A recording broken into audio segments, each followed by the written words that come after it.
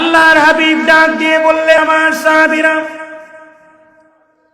ওয়া আনা হাবিবুল্লাহি ওয়ালা ফখর, আমি আল্লাহর হাবিব, ওয়া আনা আউয়ালু শাফিঈন ওয়া মুশাফফাঈন ইয়াউমাল কিয়ামাহ ওয়া আনা হামিলু লিওয়াইল হামদি ইয়াউমাল কিয়ামাহ। নবীজি ডাক দিয়ে বললেন, আমার সাহাবীরা, আল্লাহ রাব্বুল আলামিন আমাকে এত মর্যাদা হাসরের ময়দানে দান করবে, কোন নবীকে আল্লাহ পাক এত মর্যাদা দান করবে না।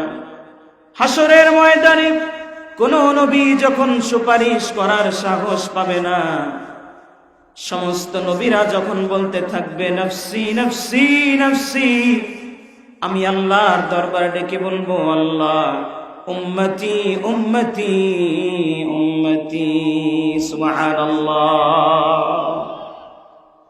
আল্লাহর নবী বলেন, আউয়ালু শাফিঈন ওয়া মুশাফফা, হাসরের ময়দানে সবার আগে আমি আল্লাহর দরবারে সুপারিশ করব।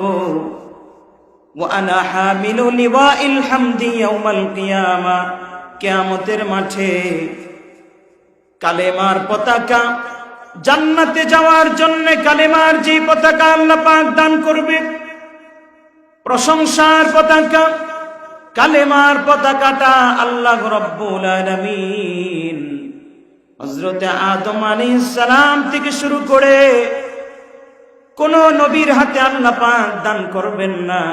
কালেমার পতাকাটা 1,24,000 পয়গম্বরের মধ্যে আল্লাহ পাক শুধুমাত্র আমার হাতে আল্লাহ দান করবে। ওয়া আনা হামিলু লিওয়াইল হামদি ইয়াউমাল কিয়ামাহ, নবীজি বলছেন, হাসরের ময়দানে পতাকাটা আমি নিয়ে যখন জান্নাতের দিকে রওনা হব, ওয়া আদামু তাহতা লিওয়াই ইয়াউমাল কিয়ামাহ, আদম আলাইহিস সালাম থেকে শুরু করে সমস্ত নবীরা আমার পতাকার তলে এসে দাঁড়াবে, সমস্ত উম্মত তাদের নবীদের পেছনে দাঁড়াবে।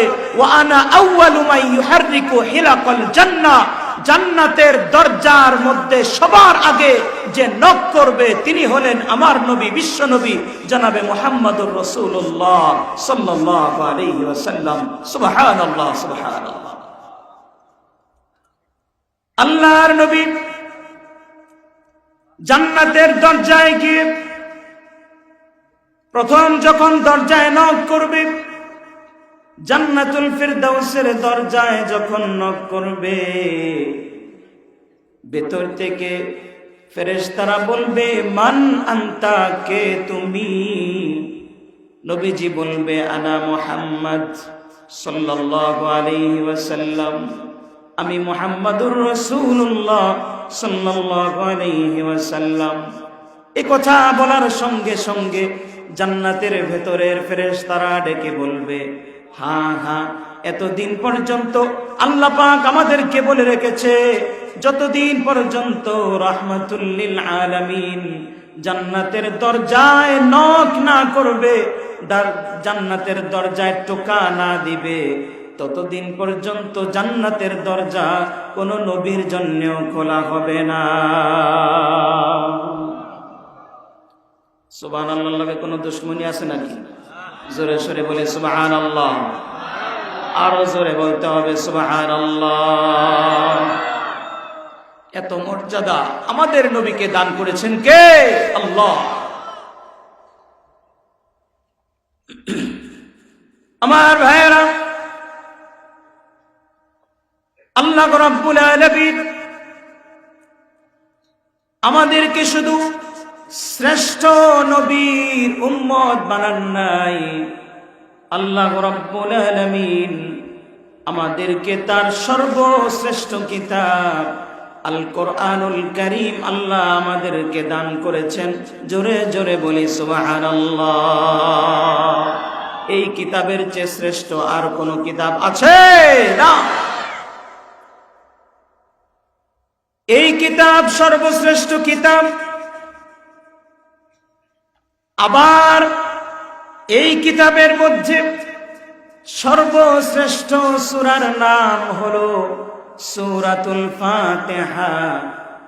আল্লাহ রাব্বুল আলামিন তার হাবিব জনাবে মুহাম্মদুর রাসূলুল্লাহ সাল্লাল্লাহু আলাইহি ওয়াসাল্লামকে ডেকে বলেন, হাবিব আমার, আপনাকে শুধু সর্বশ্রেষ্ঠ কিতাব আমি দান করি নাই, সর্বশ্রেষ্ঠ কিতাবের মধ্যে সর্বশ্রেষ্ঠ একটি সূরা আমি দান করেছি, যেই সূরাটার নাম হলো সূরাতুল ফাতিহা। আল্লাহ রাব্বুল আলামিন সূরাতুল হিজরের 87 নম্বর আয়াতে বলছেন, ওয়ালাকাদ আতাইনাকা সাবআম মিনাল মাসানি ওয়াল কুরআনাল আযীম।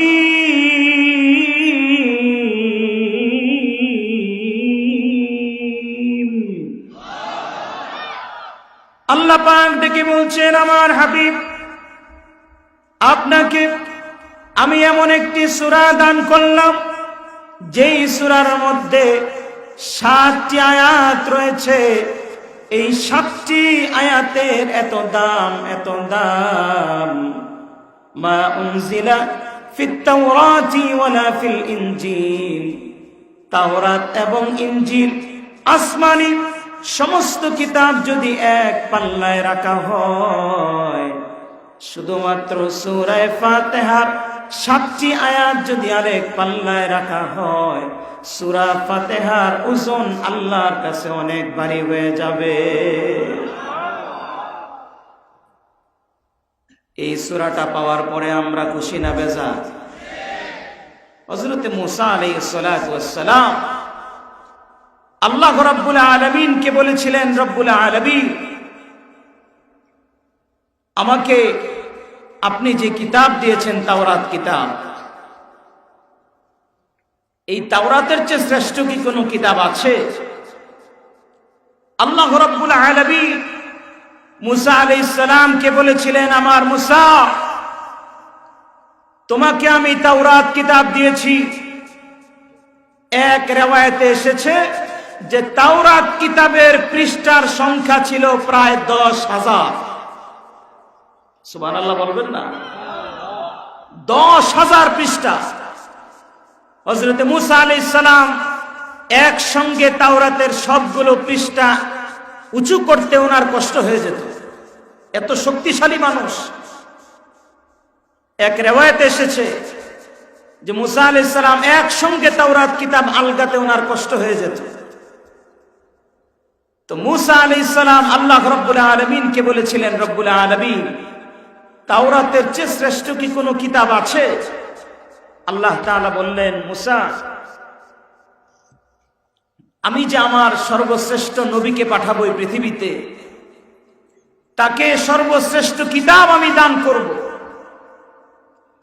আর সর্বশ্রেষ্ঠ কিতাবের মধ্যে সর্বশ্রেষ্ঠ একটা সূরা হবে, সেই সূরাটার নাম হলো সূরাতুল ফাতিহা। আল্লাহ রাব্বুল আলামিন মুসা আলাইহিস সালামকে ডেকে বললেন, আমার মুসা, আমি 7 আয়াত বিশিষ্ট যে সূরা ফাতিহা আমার হাবিব এবং উম্মতে মুহাম্মদীকে আমি দান করব, ওই 7টা সূরা, ওই একটা সূরার 7টি আয়াত যদি এক পাল্লায় রেখে দাও, তোমার 10,000 পৃষ্ঠার তাওরাত কিতাব যদি আরেক পাল্লায় রাখো, আল্লাহ পাক ডেকে বলেন, রে মুসা, 7টি আয়াতের ওজন 10,000 পৃষ্ঠার চাইতে অনেক ভারী হয়ে যাবে। সূরা ফাতিহা আমার সঙ্গে সবাই তেলাওয়াত করছেন না? সূরা ফাতিহা যে একবার তেলাওয়াত করেছি, কতটুকু সওয়াব হয়েছে, এই সওয়াবটা যদি এখন বলা হয়, একটা সুবহানাল্লাহ বলবো, যে সুবহানাল্লাহটা আজকে সন্ধ্যার পর থেকে এই পর্যন্ত এত জোরে সুবহানাল্লাহ বলেন নাই, পারবেন তো? আমি হিসাব করে দেখেছি যে আমরা যে সূরা ফাতিহা তেলাওয়াত করেছি, ক্যালকুলেশন করে দেখেছি যে অলরেডি আমাদের আমল নামায় 1100 নেকি আমাদের আমল নামায় জমা হয়ে গিয়েছে। সূরা ফাতিহা, আল্লাহু আকবার। সূরা ফাতিহার প্রথম আয়াতটা আরেকবার পড়ব, সবাই শোনার পরে তাকবীর দিবেন। রাজি আছেন ইনশাআল্লাহ? আল্লাহ পাক বলছেন, আলহামদুলিল্লাহি রাব্বিল আলামিন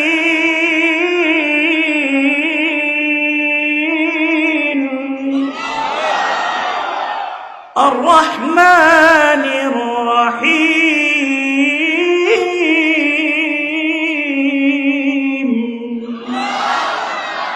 কার কথা? আল্লাহ। আল্লাহর নবী, বিশ্ব নবী জনাবে মুহাম্মদুর রাসূলুল্লাহ সাল্লাল্লাহু আলাইহি ওয়াসাল্লাম, নবীজিকে আল্লাহ রাব্বুল আলামিন দাওয়াত করে, নবীজির যখন মন খারাপ ছিল, নবীজিকে দাওয়াত করে আল্লাহ রাব্বুল আলামিন প্রথম আসমান, দ্বিতীয় আসমান, তৃতীয় আসমান, চতুর্থ আসমান, ফাতাজাওয়াজা সাবিআ ওয়ার রাবিআ ওয়াতাজাওয়াজা সিদরাতুল মুনতাহা, সিদরাতুল মুনতাহা পার হয়ে আল্লাহর হাবিব যখন আল্লাহ তাআলার কাছাকাছি চলে গেলেন, জিবরাইল আলাইহিস সালাম বললেন, ইয়া রাসূলুল্লাহ, ইয়া হাবিবাল্লাহ, সিদরাতুল মুনতাহার এই বর্ডার ক্রস করার অনুমতি আজ পর্যন্ত কোন নবী, কোন রাসূল, কোন ফেরেশতাকে আল্লাহ দান করেন নাই। এই প্রথম আপনাকে আল্লাহ পাক অনুমতি দান করেছেন। আপনি একা যান। আল্লাহর হাবিব যাওয়া শুরু করলেন।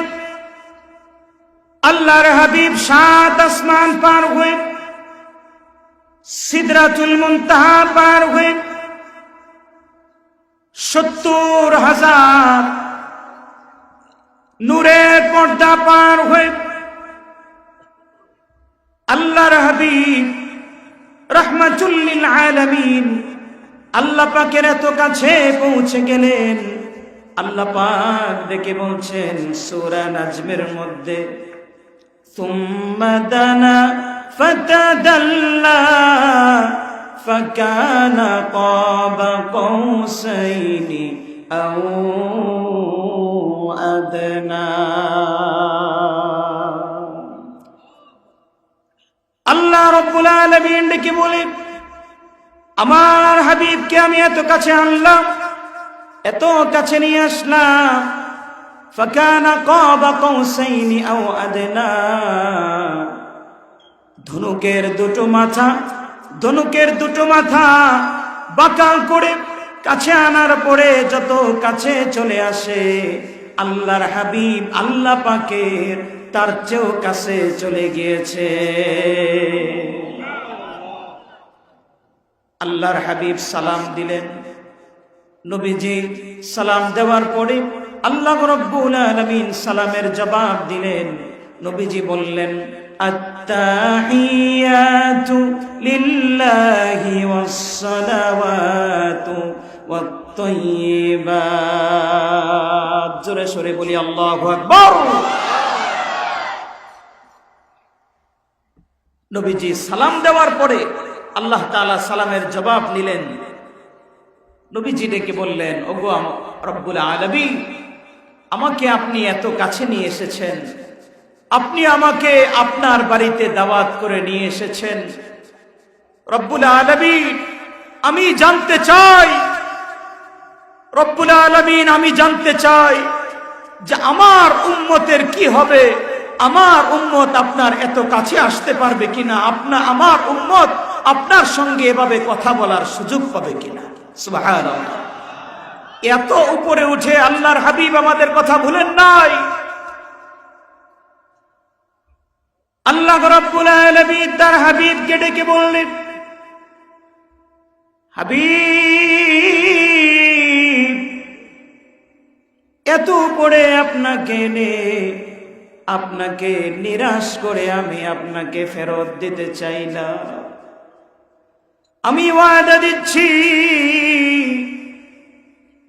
আপনার উম্মতের জন্য আমি রব্বুল আলামিন যে সূরা ফাতিহা নাযিল করেছি, আপনার উম্মত আমার বান্দা সূরা ফাতিহা যতবার তেলাওয়াত করবে, আমি রব্বুল আলামিন কথা দিচ্ছি আপনার উম্মত যতবার সূরা ফাতিহা তেলাওয়াত করবে, আমি রব্বুল আলামিন সরাসরি আরশে আজিম থেকে আপনার উম্মতের সঙ্গে কথা বলা শুরু করে দিব। আল্লাহ রাব্বুল আলামিন তার হাবিবকে ডেকে বললেন, হাবিব আমার, সূরা ফাতিহাটাকে আমি দুটি ভাগে ভাগ করে নিয়েছি। কসমতুস সালাতা বাইনি ওয়া বাইনা আবদি নিসফাইন, দুটি ভাগে ভাগ করে নিয়েছি। ইদা ক্বালাল আবদু আলহামদুলিল্লাহি রাব্বিল আলামিন ক্বালার রাব্বু তাআলা হামিদানি আবদি।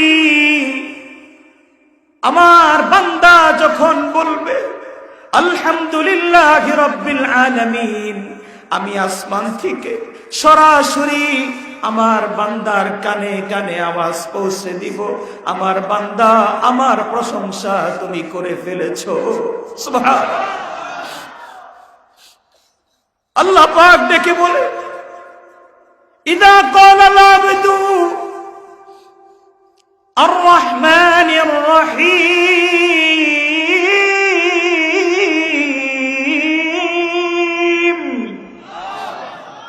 আমার বান্দা যখন বলবে আর রহমানির রহিম, রহমান রহিমের প্রশংসা করেছি, আমি আল্লাহ আরশে আজিম থেকে জবাব পাঠিয়ে দিব, আসনা আলাইয়া আবদি,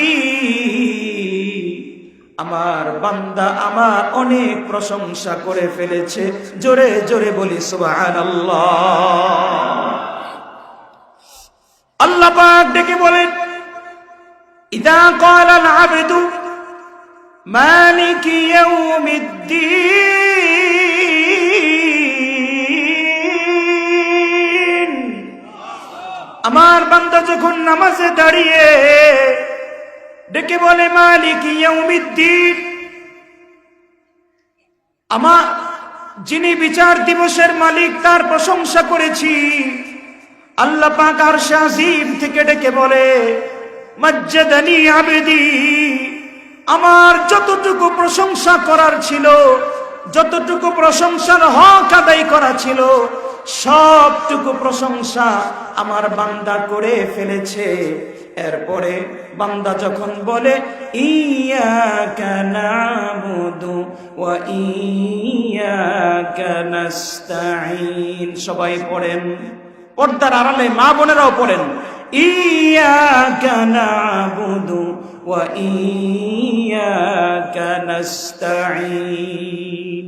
বান্দা যখন বলে ইয়াকা না'বুদ ওয়া ইয়াকা নাস্তাঈন, হে আল্লাহ আমি শুধু আপনারই ইবাদত করি, আপনার কাছেই সাহায্য চাই, এই কথার স্বীকৃতি দেওয়ার সঙ্গে সঙ্গে আল্লাহ রাব্বুল আলামিন আসমান থেকে ডেকে বলতে থাকে, হাদা বাইনি ওয়া বাইনা আবদি, আমার বান্দার সঙ্গে আমার একটা চুক্তি হয়ে গেল, ওয়ালি আবদি মা সাআল, এরপরে আমার বান্দা আমার কাছে যা চাইবে আমি আল্লাহ তাই দিয়া দিব। বান্দা যখন বলে ইহদিনাস সিরাতাল মুস্তাকিম,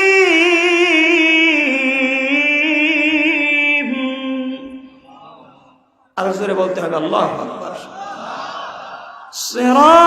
সিরাতাল্লাযীনা আন'আমতা আলাইহিম গায়রিল মাগদুবি আলাইহিম ওয়ালাদ-দাল্লিন।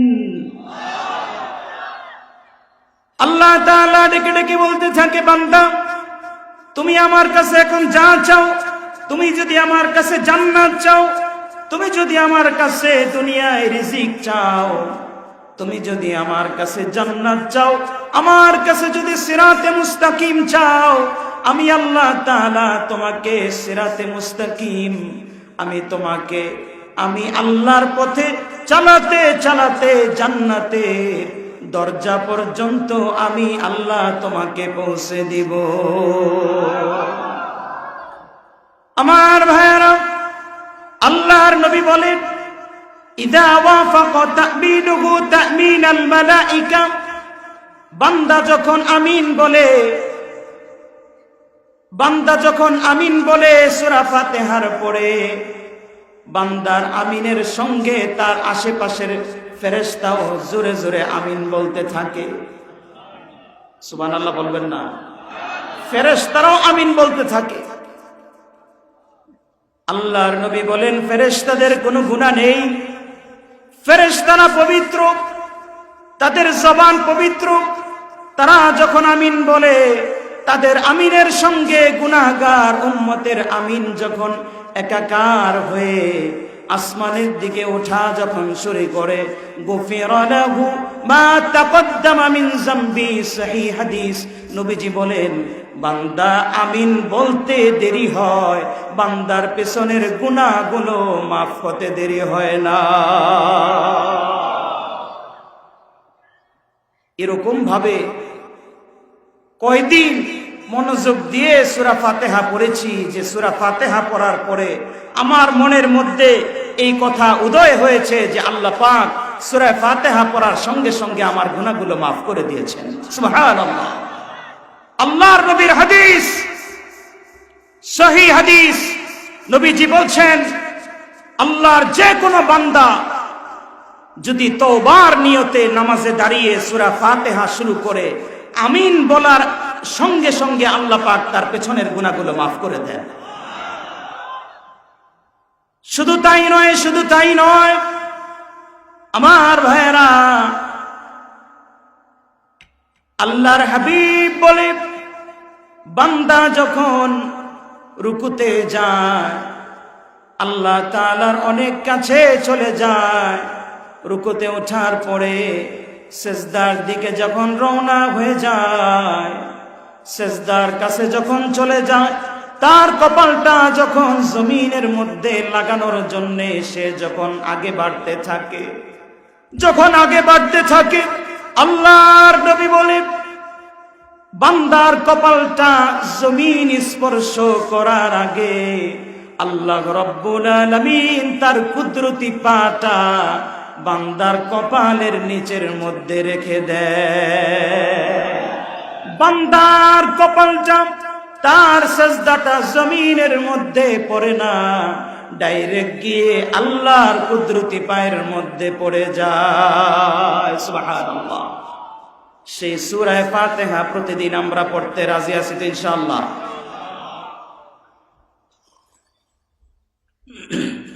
যেই ঘরের মধ্যে সূরা ফাতিহা তেলাওয়াত করা হবে, যেই ব্যক্তি সূরা ফাতিহা তেলাওয়াত করে তার শরীরের মধ্যে ফু দিবে, ইনশাআল্লাহ তার যত বড় রোগ থাকুক, নবীজি বলেছেন শিফাউম মিন কুল্লি দা, তার সমস্ত রোগ সূরা ফাতিহা তেলাওয়াত করার কারণে ভালো করে দিবেন কে? আল্লাহ। আল্লাহ ভালো করে দিবেন। আমার ভাইরা, কেন এই সূরা ফাতিহার এত দাম? এই দামের কথা বলেই আমি আলোচনা শেষের দিকে যাব। আপনাদের কি কষ্ট হচ্ছে? ইনশাআল্লাহ আর 15 মিনিট যদি চলে আপনাদের কষ্ট হবে, এরপরে আমরা দোয়া করে দেব ইনশাআল্লাহ।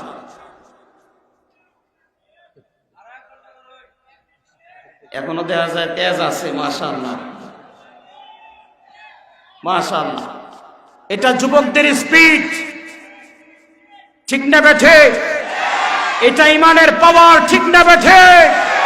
ইমানের এই পাওয়ার দিয়ে যদি মুসলমান গর্জে ওঠে, গোটা পৃথিবীতে মুসলমান যদি গর্জে ওঠে, আল্লাহর কসম করে বলি, পৃথিবীর সমস্ত পরাশক্তিগুলো মুসলমানের সামনে মাথা নত করতে বাধ্য হবে, ঠিক না বেঠে?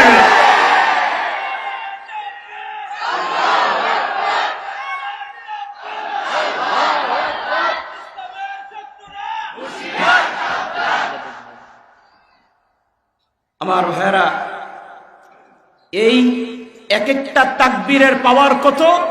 মুফাসসিরিনে কেরাম বলেছেন, একজন মুসলমানের জবান থেকে যখন আল্লাহর নামে তাকবীর বের হয়, আল্লাহু আকবার মানে আল্লাহ সবচেয়ে বড়, আল্লাহর চেয়ে বড় কেউ নেই, আল্লাহর চেয়ে বড় কোনো প্রেসিডেন্ট নাই, আল্লাহর চেয়ে বড় কোনো প্রধানমন্ত্রী নাই, আল্লাহর চেয়ে বড় কোনো পারমাণবিক শক্তিধর কোনো রাষ্ট্র নাই। কোন মুসলমানের জবান দিয়ে যখন আল্লাহু আকবার বের হয়, অন্তত 100 জন কাফেরের কলিজার মধ্যে আগুন ধরে যায়। ঠিক না বেঠে? কিছুদিন আগে বর্তমানে আমেরিকার প্রেসিডেন্টের নাম হলো জো বাইডেন। জো বাইডেনের আগে আরেকটা ছিল, কি পাগলা জানি না, ডোনাল্ড পাগলা, ডোনাল্ড ড্রাম নাকি ট্রাম্প। পৃথিবীতে ইদানিংকালে 21 শতাব্দীতে পাগলামি করে এত নাম কোন প্রেসিডেন্ট করতে পারে না। ঠিক না বেঠি? তারাই আবার কিছুদিন পর পর মুসলমানদেরকে শিখায়, মানবতা শিখায়, এই শিখায় সেই শিখায়। যারা একটা পাগলকে প্রেসিডেন্ট বানায়, তাদের কাছ থেকে আমাদের মানবতা শিখতে হবে না। মানবতা যদি শিখতে হয়, আল কোরআন আমাদের জন্য যথেষ্ট। কথা ঠিক না বেঠে? ডোনাল্ড ট্রাম্প বক্তব্য দিচ্ছে, তার সামনে প্রায় 50,000-এর মতো মানুষ। 50,000 মানুষের মধ্যে একজন মুসলমান, একজন যুবক হঠাৎ করে মাঝের থেকে বইলা উঠছে, লিল্লাহি তাকবীর। তাকবীর দিবেন না? লিল্লাহি তাকবীর। লিল্লাহি তাকবীর দেওয়ার সঙ্গে সঙ্গে ডোনাল্ড ট্রাম্পের আশেপাশে সমস্ত পৃথিবীর সবচেয়ে এলিট ফোর্স বাহিনী তার আশেপাশে দাঁড়ানো, সব ফোর্স রাইখা সে দৌড় মারছে পালানোর জন্য। সুতরাং এই তাকবীরের পাওয়ার আছে না নাই? আল্লাহর কসম করে বলতে পারি, এক একটা তাকবীরের পাওয়ার এক একটা অ্যাটম বোমার চাইতেও বেশি শক্তিশালী।